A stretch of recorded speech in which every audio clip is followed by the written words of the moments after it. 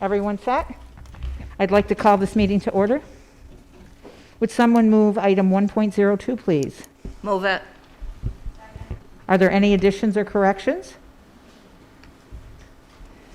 No, there are no additions or corrections. All those in favor? Aye. Opposed and abstentions? Pass 5-0-0. This brings us to the evacuation procedure. In the event of an emergency, I need everyone to please calmly exit the room via the door on that end of the room or the door on this end of the room. You'll see exit signs above, both. And please move out and away from the building. Would you now join us in the pledge to our flag? I pledge allegiance to the flag of the United States of America and to the republic for which it stands, one nation, under God, indivisible, with liberty and justice for all.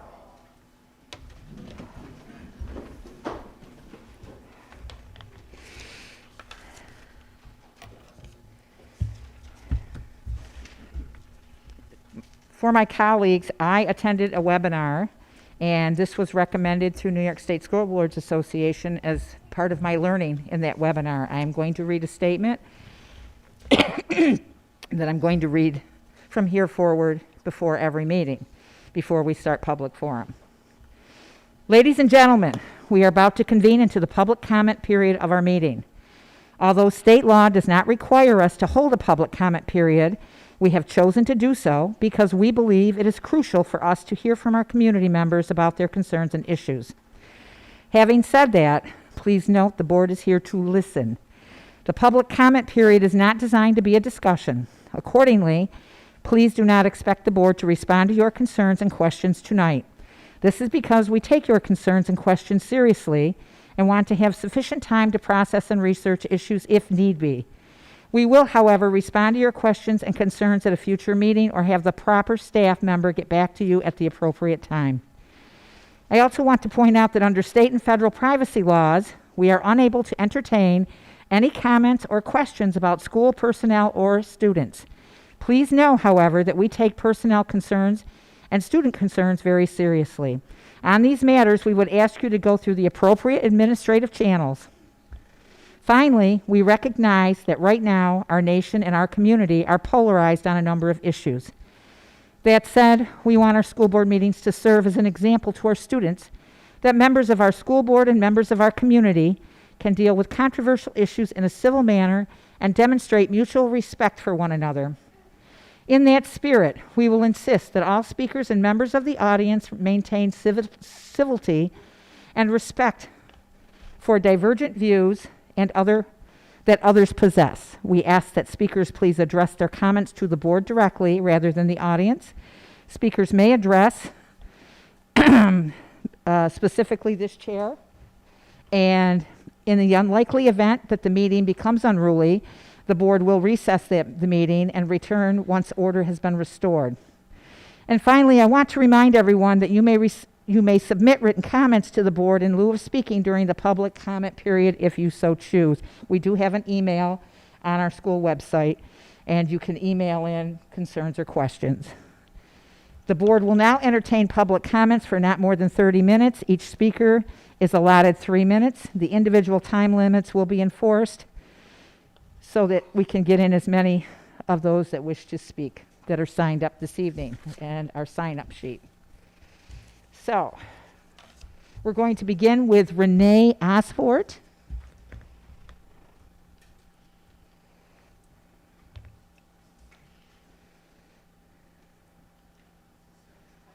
Yes. Tim will make sure it's on for your response board. Tim, you want to test, make sure? I assume. Check, check. Check, check. Let me read through The one we forgot. Thank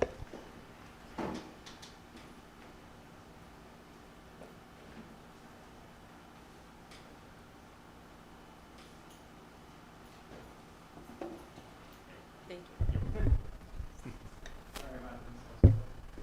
Thank you. Thank you for letting me speak. I asked at the last meeting about the curriculum. Years before, we'd get in like a syllabus or a curriculum about what would be taught in the class, but this year there's nothing, and it kind of just seems like I'm hearing some things about what are going to be, discussed in class and everything, and I've contacted one of the teachers, but I haven't heard back, and I didn't know if there was a way to get like a curriculum or, what is going to be covered in certain If you subjects. haven't heard back from the teacher, did you reach out to the building principal? No. That would be the next step. So if you don't get a response from a teacher, the building principal would be the next person Okay. to reach out to. And that would be your best bet to get what you're looking for. Okay. All right, thank you. Thank you very much. Thank you. Next we have Nicole Pruitt.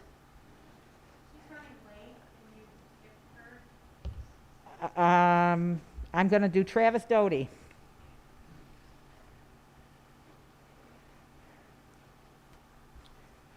Hello, how's everybody doing tonight? Travis, can you pull it up a little higher so they can get you, so they can hear you then? Sure, how's that? That's good. Thank you for the 3 minutes. I appreciate it. I reached out several weeks ago with some emails to the board. I was a little bit discouraged that I didn't receive any responses from them. I did, however, have a very good and constructive conversation with Mr. Polvino, which he went over a lot of the questions and concerns that I did have. And I'm kind of here tonight as a follow-up to that meeting and just to bring the board and everybody on board with what kind of was discussed and what my feelings were on some of the COVID, in particular, the quarantine procedures, and more importantly, what's being offered to the students as far as instruction when they have been quarantined.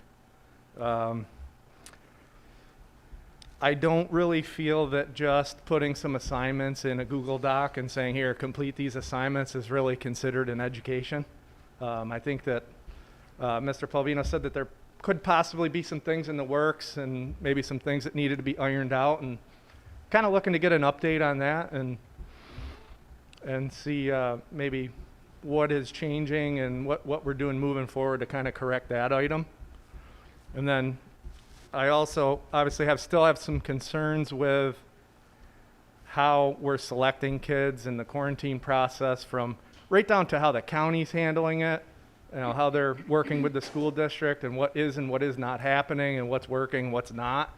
And how do we make this whole process and everything better as a whole? Because at the beginning of the school year, this summer, it looked like the COVID problem was kind of waning and it was going to go away. And now, unfortunately, it looks like it's here to stay, and probably something that we're going to have to deal with the entire school year, unfortunately. So. I can speak as the leader of the board. I will just say that the board didn't contact you.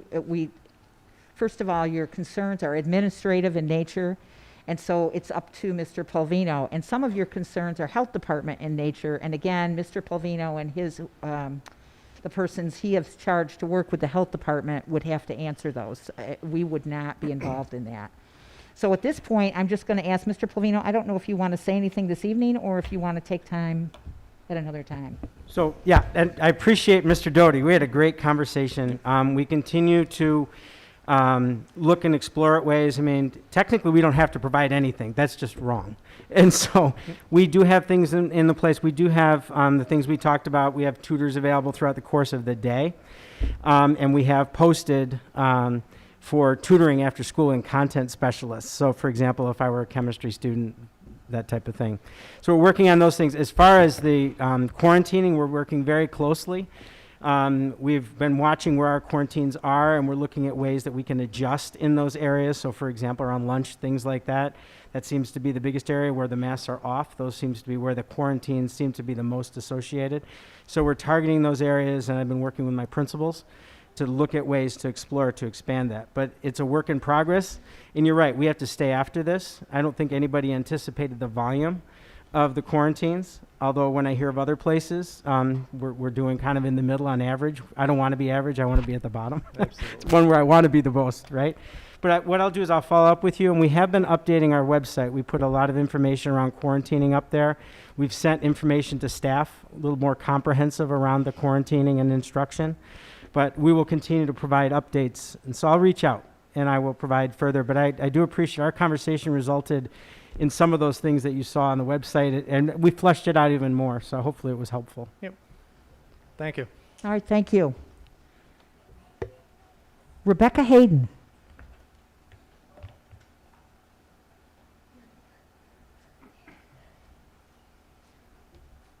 Hello, everyone. Can Hi. you hear me okay?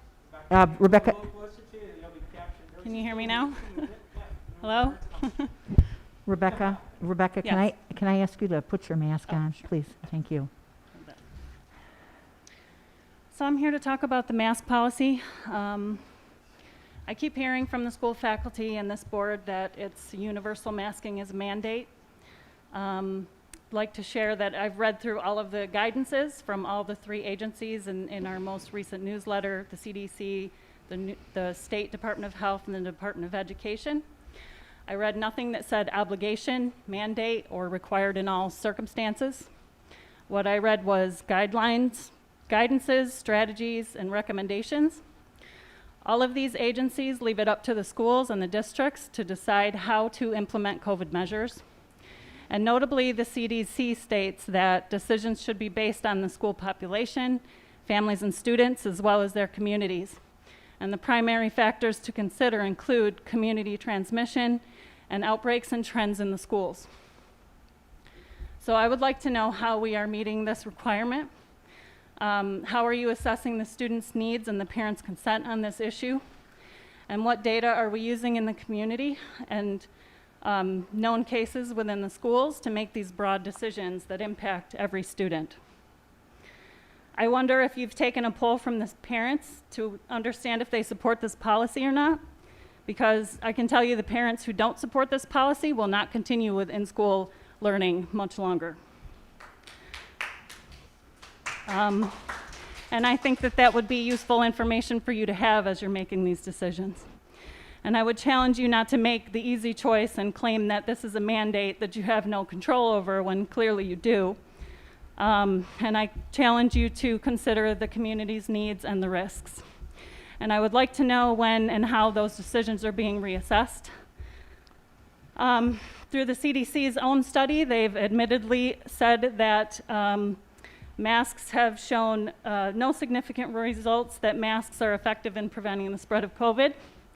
And in order to continue this precedent, we need significant studies on the health impact and the effectiveness of mask wearing for children, especially for this kind of long-term extensive use. Schools across the country are making masking optional, and there have been a recent drop in cases in several states, including Florida, which is well known to have lesser COVID restrictions. In addition, all the states that have been home to the recent SEC football games with packed stadiums of maskless fans are now on a downward swing. These kids can go anywhere else in the community without a mask. They can go to sports games, packed restaurants, grocery stores, and they are not required to wear a mask. Time is up. Thank you. Thank you. John, there was a lot of questions. How do you want to handle this? Okay. All right. Superintendent Polvino will reach out to you to answer your questions. You had a number of questions this evening. And if you would like to leave a copy of that, it might even be helpful. Thank you. I think that, too, it's not an individual issue. I think that a broader communication would be more appropriate. Thank you. Nicole Pruitt. Okay, then that concludes our public forum. Nope, that doesn't work like that. I'm sorry. Okay. All right. Moving on to item 1.06, please. Would someone move it? Move it. Is there a second? Second. Any discussion? All those in favor? Aye. Opposed and abstentions. Pass 500. Are there any questions under the President's report? And I would just like for you to note that Mrs. Perry gave us a timeline for responding to the NISBA resolution booklet. So you will work through this booklet that's at your place this evening. And the answer tool will come to you in your email. And it's going to be an easy response. You'll be able to click, and then everything will be sent on to Mr. Cordone, who is our representative at that meeting. Jean, you'll send that the 30th? Is that what you said? Yes. Okay, thank you. If you have any questions regarding this, feel free to call me if you need any help.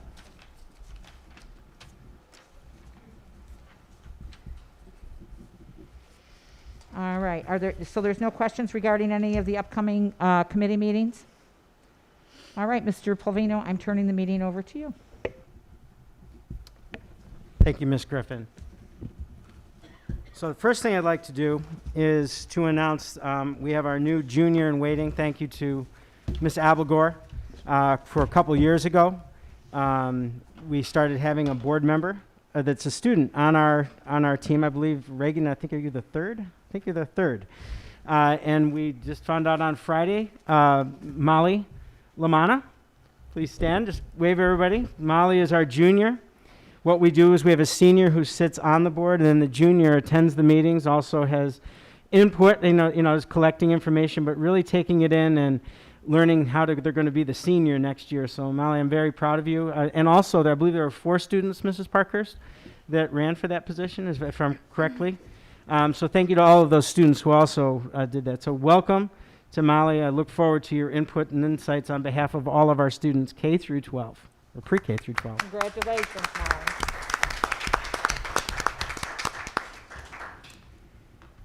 The second item this evening, Mr. Carroll and Ms. Parkhurst, please chime in. We're very proud of this data. This is our graduation data in celebrating the class of 2021, and this is it's a celebration of all the work that's being done pre-K through 12th grade. We've been on an upward trend, and we're going to celebrate that this evening. So Mr. Carroll and Ms. Parkhurst, you have the floor. That's right. Over the course of the year, excuse me. Can we hear? Okay. Over the course of this year, we're making a commitment to regularly share celebrations of our students' achievements with the board and with the community. And really, what better way to start than with graduation, okay? We've talked a lot about the things that we've learned over the course of this pandemic, visiting, what are those things that we want to make sure that we hold on to? And part of that was recognizing all of the different ways in which our students have proven to be resilient and persevere. And after 2 years of disrupted instruction, this class of 2021 really, really embodies that for us, okay? So we're going to get into some exciting numbers in just a second here. As Mr. Polvino pointed out, a graduation rate really is the culmination of efforts of staff and students throughout their years here in the Fulton City School District.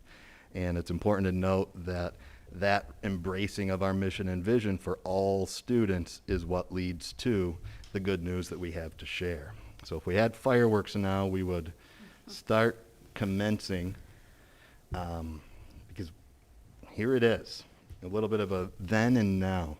This was actually my first year with the district when this data became available. The class of 2013, or the 2009 cohort.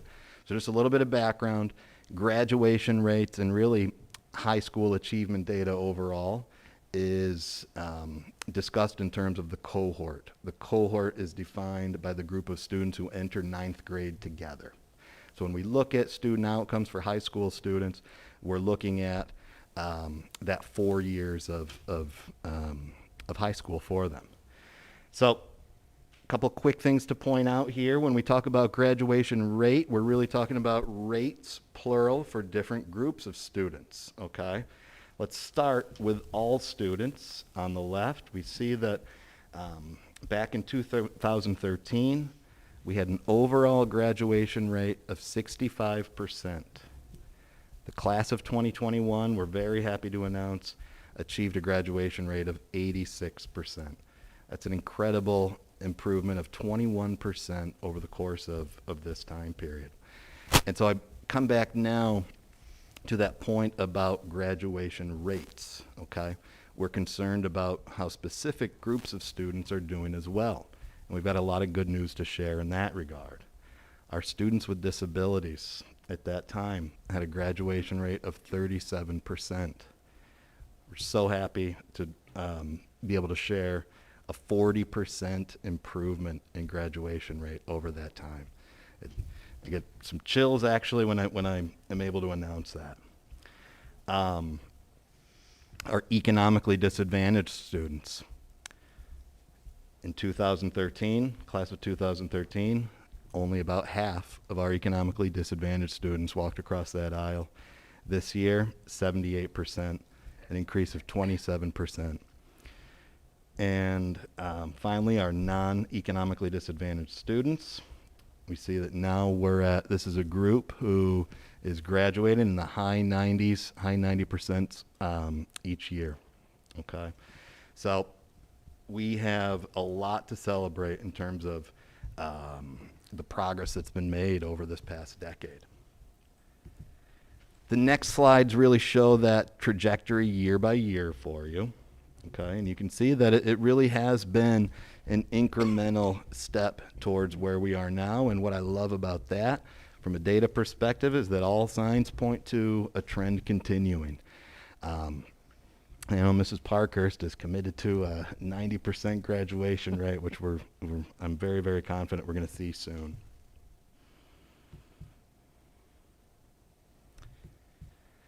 So, as I pointed out, that graduation rate is not only about a senior year of high school. It's not only about about the high school experience. It's the culmination of building over several years. And as we talk about over the course of this year, as we share with you all some of the different student achievement celebrations that we have, we'll also take opportunities to dig into more specifically those programs that contribute to these outcomes. And with that, I want to invite Mrs. Parkhurst to add some comments. I would be happy to. If we could go back one slide. Yes. I would really like to, this is a point of celebration for us as a school, and we did spend time just yesterday with our faculty taking a look at this specific data. But as you can see, something we've been focused on for the 10 to 11 years that I've been here is that gap. We've called it the tale of two schools. Mm-hmm. And the number of students graduating from the low socioeconomic group, comparing that to the non-low socioeconomic students, you can see that that gap is closing, and we're very, very proud of the progress that we're making there.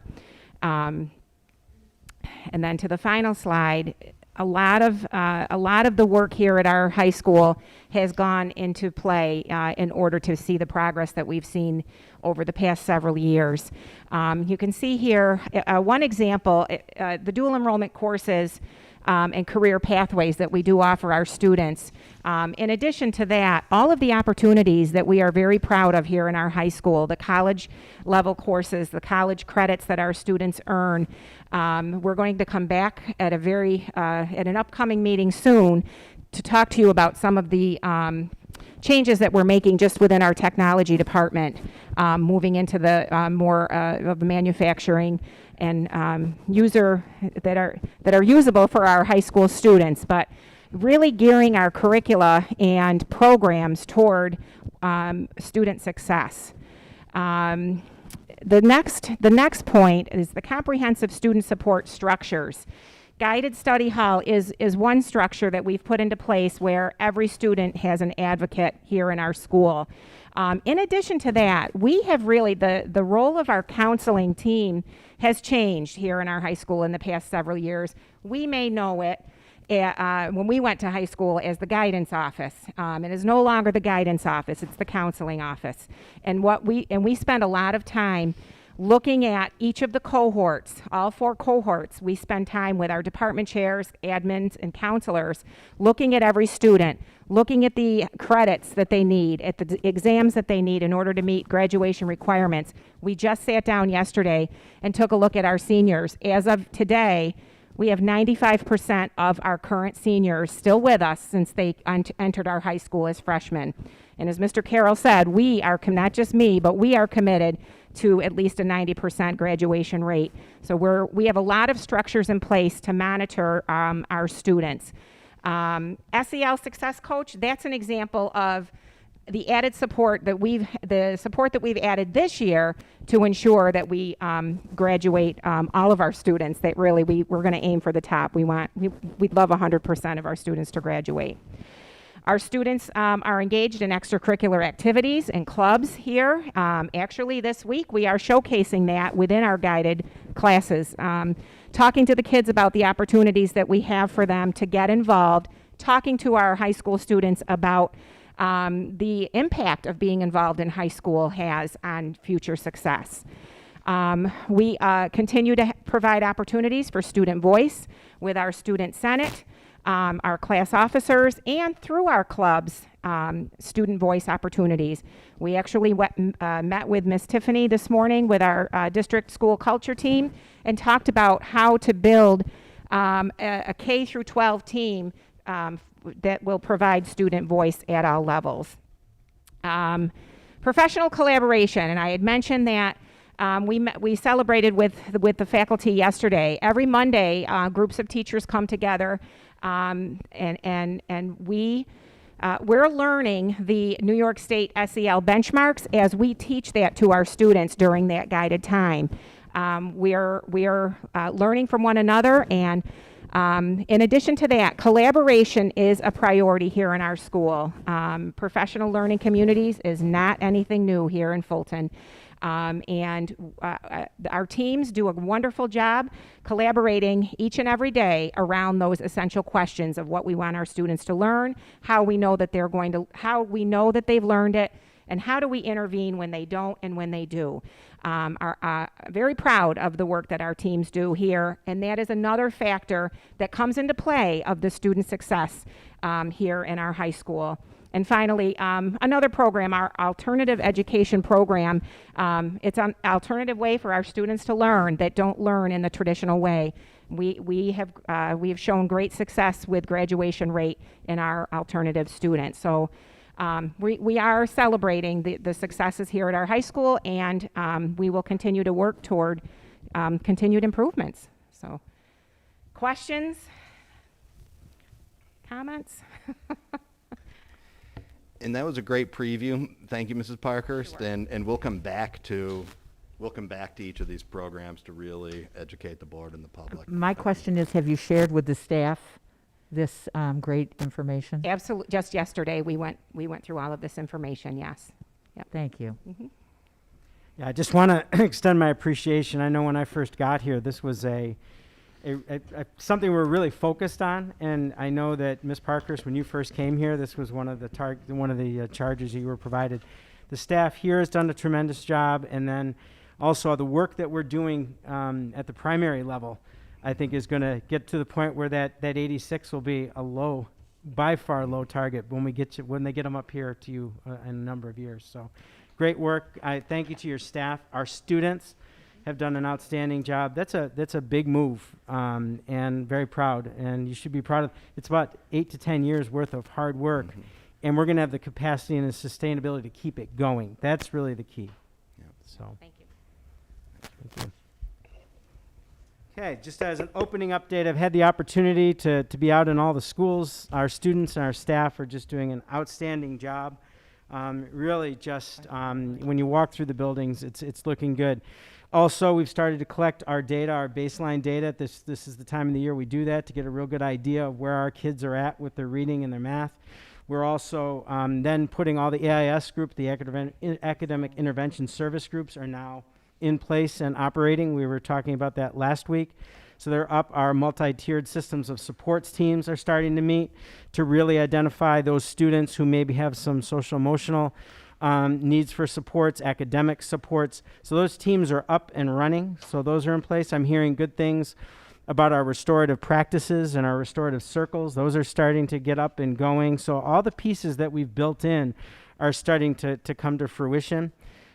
Starting to hear some really good things about the Peaceful People group that are providing consultant services. In fact, we're getting rave reviews from that group. It's a group that has been in place for many years, not here in Fulton, however, and so I knew them from my previous world. They have been a nice addition to resources this year. Our mental health supports are up in all 6 of our schools. I believe we're at full capacity, at this point in time. So that's good news. So we've got all the parts are starting to get in place, and the coaching supports are in place as well. So there's a lot of pieces that are coming in to make sure that we can get back into that serious level of momentum that we had back in January of 20. And we never really came forward because our data was limited at the time, but we were showing tremendous gains with our early literacy at the time. We were near the apex, and I remind the board that one of our 5-year strategic coherence planning goals is that 95% of our kids will be reading at benchmark or above benchmark by the end of 3rd grade. So we're not giving up on it. We're coming back around, and these supports should provide that extra support and those resources to get us rolling again and getting us back. So I'm looking forward to seeing the baseline data over the next couple of weeks to get that and really get a good feel from where that is, and then set our staff free to really get moving, to do what they need to do. But there's some great things going on in our classrooms. We didn't really miss a beat with our letters training, our language essential. I hate to interrupt, So, but I have yeah, to interrupt. sure. you. I have someone that left the meeting because people aren't wearing their masks. Please put your masks on, or please leave.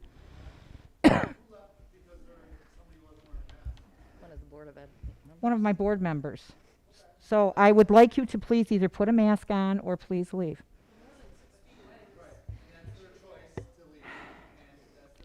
We in this district model the behavior we expect of our staff and students. It's a longstanding tradition. We have not had any problem with people coming and wearing their masks. No one likes wearing a mask, but we do it because that is what we've chosen to do in this district. I am asking for the last time. I have the microphone. Stop. This is not a discussion. Please cover your face. Please cover your face, or this. I am asking you to be respectful. I am asking, ma'am. Oh, my God. Where's our officer? I want this to stop. We need to conduct a meeting. This is a meeting for the business of the district to be done. We're going. Thank you. You're not welcome. You are abusing our children. That is your opinion. No, if they can recover a 99.9% rate, you are covering their airways. As somebody in the medical field, and you're more than me, you are abusing the children. I'm asking you, this is not a debate. This is not a debate. I do not want to debate it. I'm asking you to be respectful. I'm asking you to be respectful. We never do. Sir, I want you to stop. You don't even live here, so I want you to cease and desist. I know where you live. I do. Enough. Enough.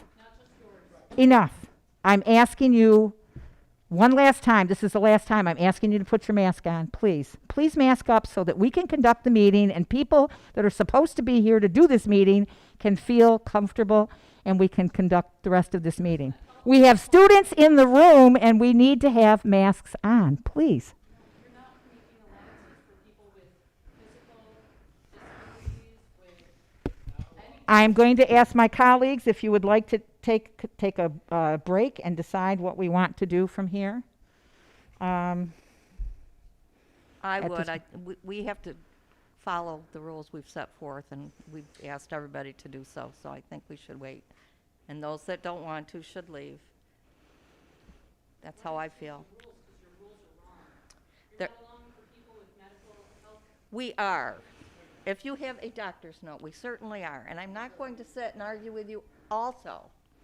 Please do what the president of the board said. Very simple. Okay, I am going to we're going to take a break, and I'm not sure. Yeah, we will have to come back to at least close the meeting. I'm going to let's take a break. Let's take a cool down moment, and we'll come back. Thank you.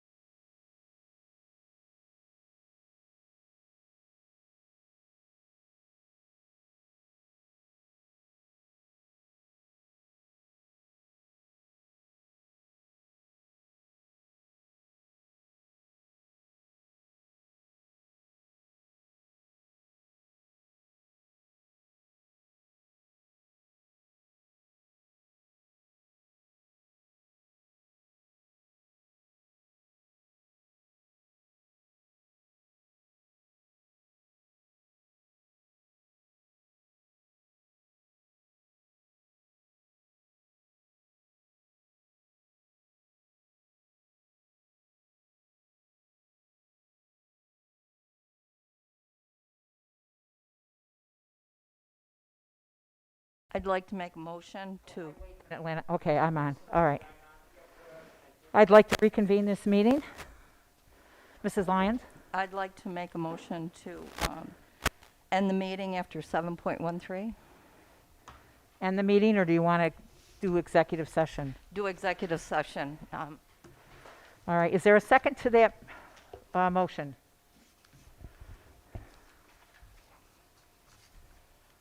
I second it. Any discussion? All those in favor? Aye. Aye. Opposed and abstentions? Pass 400. I interrupted you, Mr. Plavino. I apologize. It's okay. I was just wanted to complete talking about the fact that we've been collecting our data on our students. Upon that, we can provide a report at a future board meeting just to give you an idea of where our kids are coming back after being having an inconsistent learning last year with our gaps and whatnot.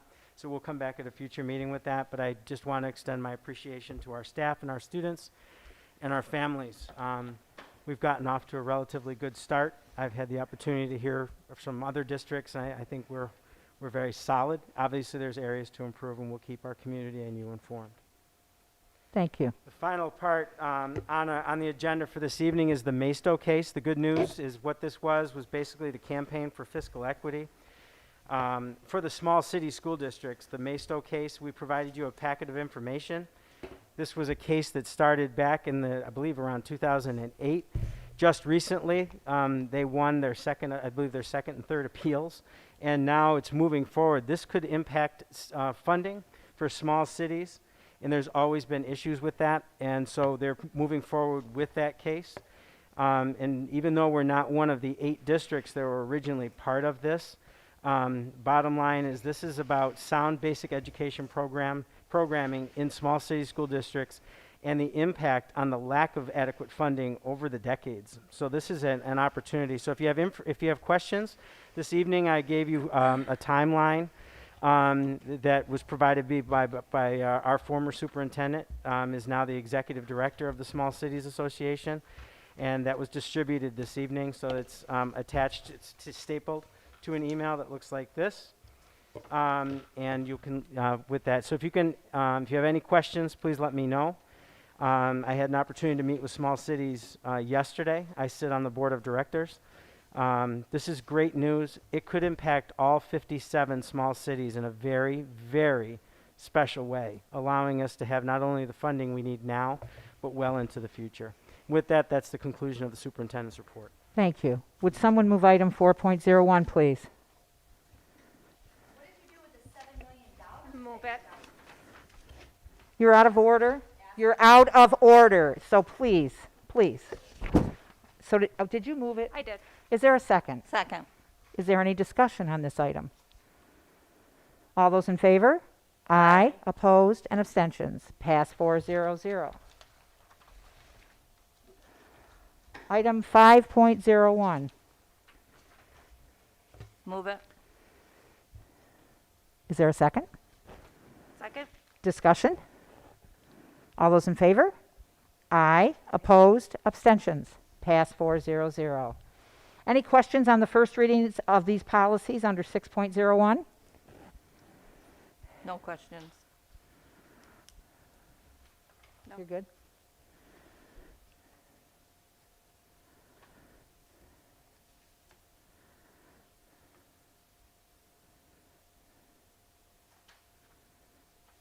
Are you all set, Jess? Yeah. Oh, okay. Just the titles, The yes. policies, you mean?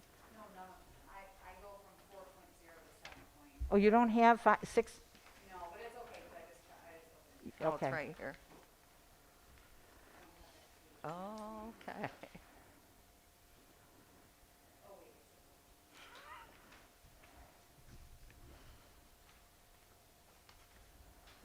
Okay. All those in favor? Aye. Or no, well, there is no all in favor, excuse me. We're going to move on to item 7.01. I'm going to ask if you'd like to batch 7.01 through 7.13. Yes. You good?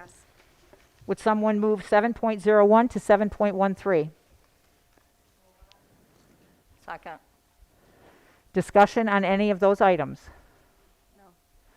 All those in favor? Aye. Opposed and abstentions? Pass 400.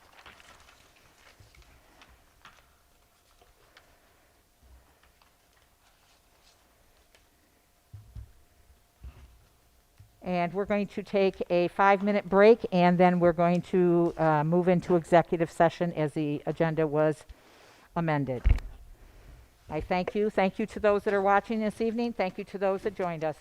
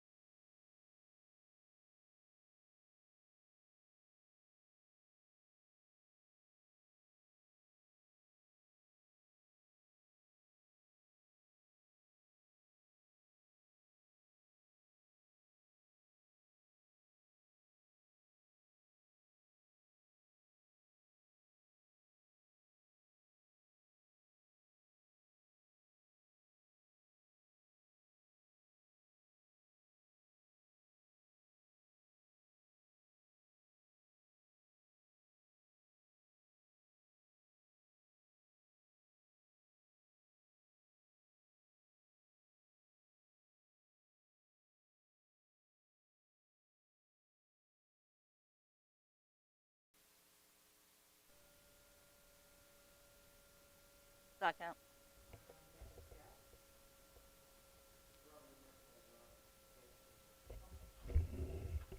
I'm sorry.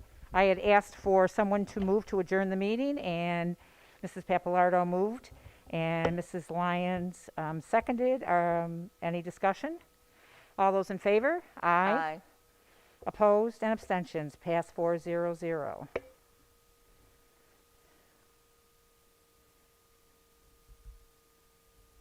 All right, that's it. Thank you very much.